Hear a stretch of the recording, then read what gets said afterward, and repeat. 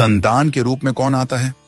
पूर्व जन्म के कर्मों से ही हमें इस जन्म में माता पिता, भाई बहन, पति पत्नी, प्रेमिका, मित्र शत्रु, सगे संबंधी इत्यादि संसार के जितने भी रिश्ते नाते हैं सब मिलते हैं, क्योंकि इन सबको हमें या तो कुछ देना होता है या इनसे कुछ लेना होता है।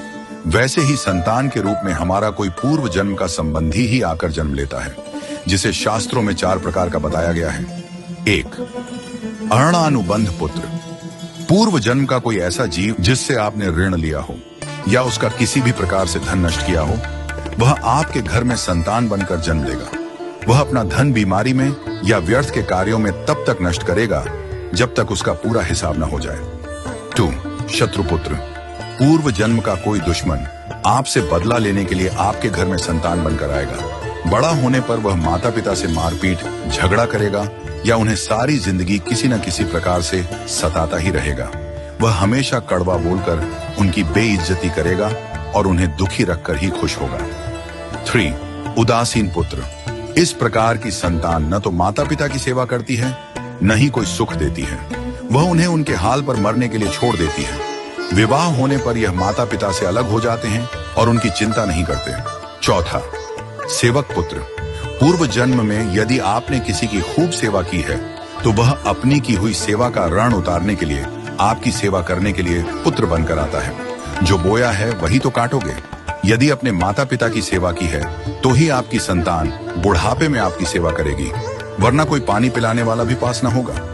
आप यह न समझें कि यह सब बातें केवल मनुष्य पर ही लागू होती हैं। इन 4 प्रकार में कोई भी जीव आ सकता है। यदि आपने किसी गाय की निस्वार्थ भाव से सेवा की है तो वह भी पुत्र या पुत्री बनकर आ सकती है। यदि आपने गाय को स्वार्थवश पालकर उसके दूध देना बंद करने के पश्चात उसे घर से निकाल दिया हो तो वह ऋणानुबंध पुत्र या पुत्री बनकर जन्म लेगी। यदि आपने किसी निर्दोष जीव को सताया है तो वह आपके जीवन में शत्रु बनकर आएगा।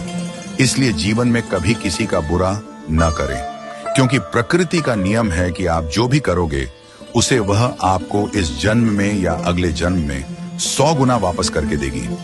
यदि आपने किसी को 1 रुपया दिया है तो समझो आपके खाते में 100 रुपया जमा हो गए हैं। यदि आपने किसी का 1 रुपया छीना है तो समझो आपकी जमा राशि से 100 रुपये निकल गए। जरा सोचिए, आप कौन सा धन साथ लेकर आए थे और कितना साथ लेकर जाओगे? जो चले गए वे कितना सोना चांदी साथ ले गए।